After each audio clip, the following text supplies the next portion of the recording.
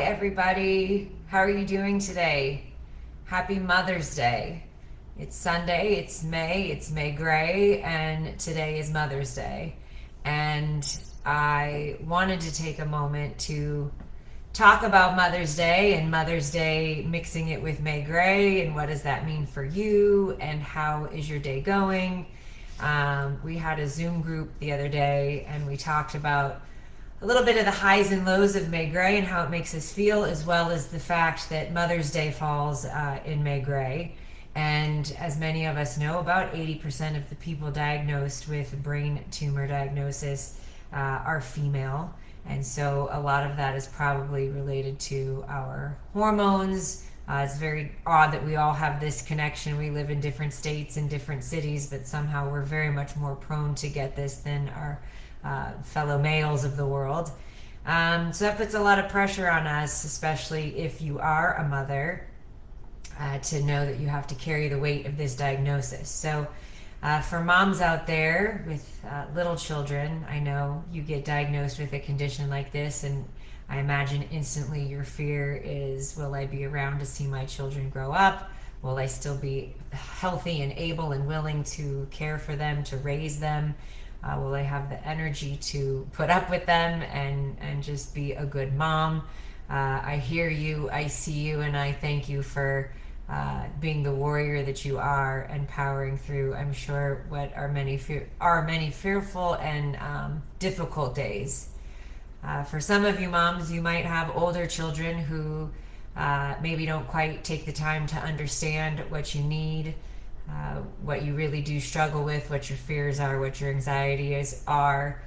They might look at you sometimes as a victim. Mom, just get over it. Look, you're fine. You lived. You're lucky it's not cancer.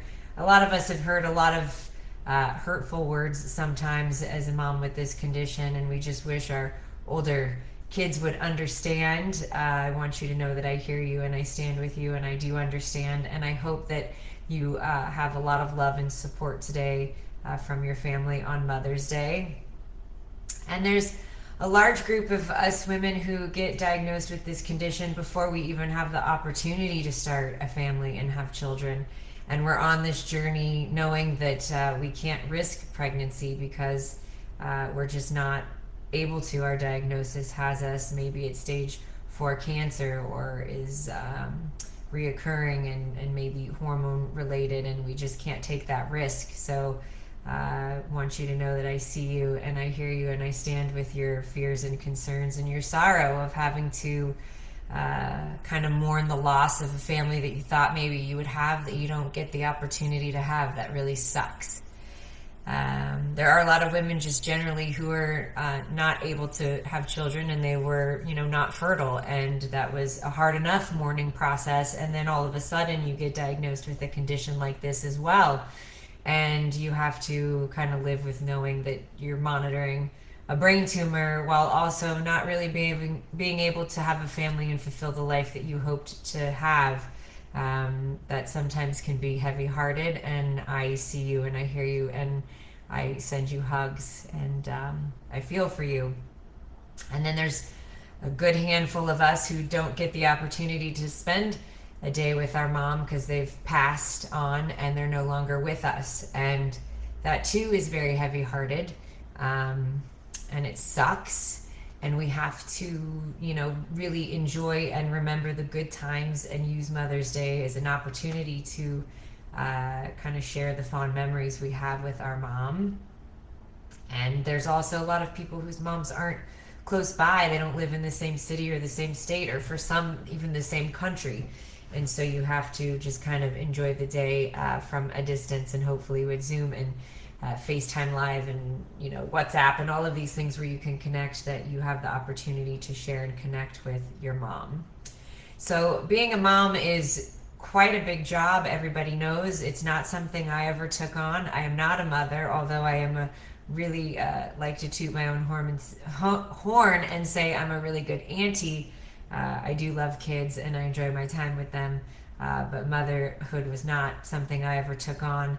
But I've been mentored and loved a great many moms, and they all mean a lot to me, and have been supported on my 10-year brain tumor journey from a lot of my loved moms out there. So I'm ever so grateful, and I honor them on this beautiful day. And I miss my mother-in-law pretty much every day of my life. She was wonderful, and she's on the other side. So, and has been for quite some time. So I send her a lot of love as well. But I just wanted to share with you guys that I hear you, I see you, I love you, I appreciate you. Doing the job of a mom is tough, and it is not always recognized in the way that it should be.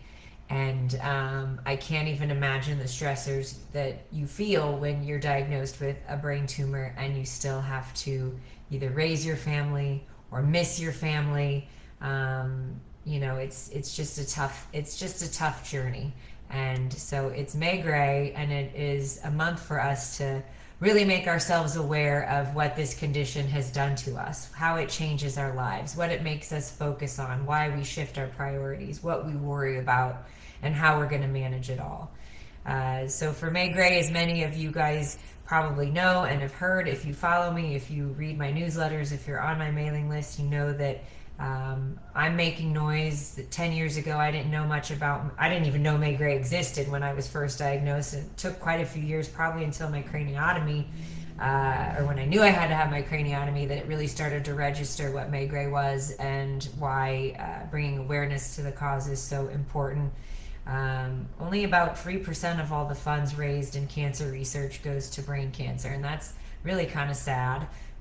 Your brain is your everything at the end of the day. If that's not functioning, nothing else is really operating. So it's kind of an important piece of our body.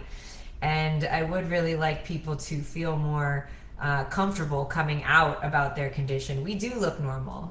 There's nothing that shouts I have, a scar from here to here in my head. Nothing tells people that I have a titanium plate in my skull, or that I've, suffered the PTSD of going through something like this. I look normal, I function normal, I appear fine, and for the most part, I am fine. And that's great, but I definitely have a lifetime of worry ahead of me that a lot of people won't have to experience, and I hope they never do, because I wouldn't wish this upon anybody. So I just want everyone who's comfortable to share their story, even if it's just with me. I want to hear from you. I want to know you. I would love to be a soft place for you to fall, even if it's just to unload all the tears and fears that you have yet to drop off on anybody. You guys may have seen that I've been creating personalized profile pictures for everybody this May Gray. I noticed that Facebook and Instagram, there was no real profile symbol that anyone could promote this year for May Gray, and I thought that was kind of sad. So I've been actually, staying up late and waking up early, trying to make hundreds of these things for so many of you, because I love that you're willing to actually post, that you are a brain tumor survivor. I think it's really important. And I think a lot of us know people who suffer with this, and we just don't realize it because nobody talks about it. So for you coming out, I think that's amazing. And I thank each and every one of you who decided to come forward and ask me to make you one, because it was a pure pleasure to do. And I'm glad that you're spreading awareness. As you may also know, we are raising funds this May Gray. We have Maki in our group. She is stage 4 cancer, glioblastoma, and she's a 2-time survivor. She's 7 years on this journey.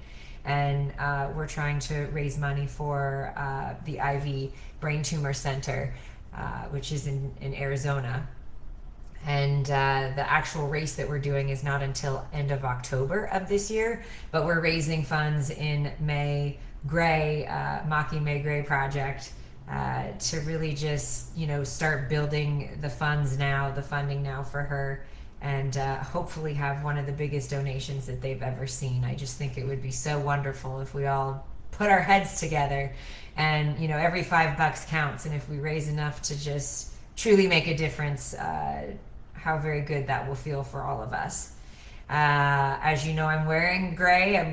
Every day this month I plan to wear gray. I painted my toenails last weekend. I'm painting my fingernails tonight. Definitely going to be sporting a lot of gray. I'm wearing my dog tag necklace every day, stainless steel. Silver is the color of gray. I do sell these if anyone's interested. They're super cute. They have some really sweet words on the back.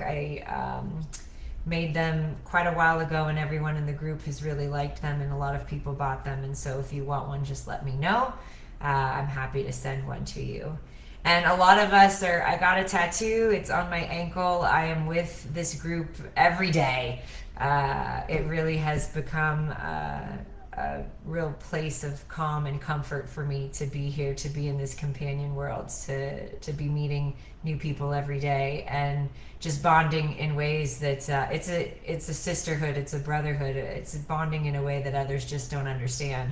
I swear, if ever I see someone in a Starbucks or at a movie theater or a theme park or a grocery store who has my logo tattooed on them, I'm just gonna give you a big fat hug, because it speaks for itself. You know, it's companionship on a higher level, and that's what we're all about. So you celebrate May Gray however it works for you, whether you paint your nails, wear gray, you know, gray eyeshadow, shoes, clothes, necklace, put your profile picture up, talk about it, get a bumper sticker, raise money in your office, whatever it is that you do, if you choose to do anything. I thank you, and I think it's wonderful to bring awareness to something that so few people know about. And to all of you moms, again, it is a thankless job many times. I admire you, I appreciate you, and for those of you that are on this journey in some way, shape, or form, as a female, as a mom, as a wanting to be a mom, as a child missing a mom, I send you a big fat hug today and just say thank you, and I appreciate you, and I love you, and I wish you a fabulous, fabulous day. All right. Take care, everybody. Always nice to check in. And yeah, I hope some of you get my wish for today. Take care. Bye bye.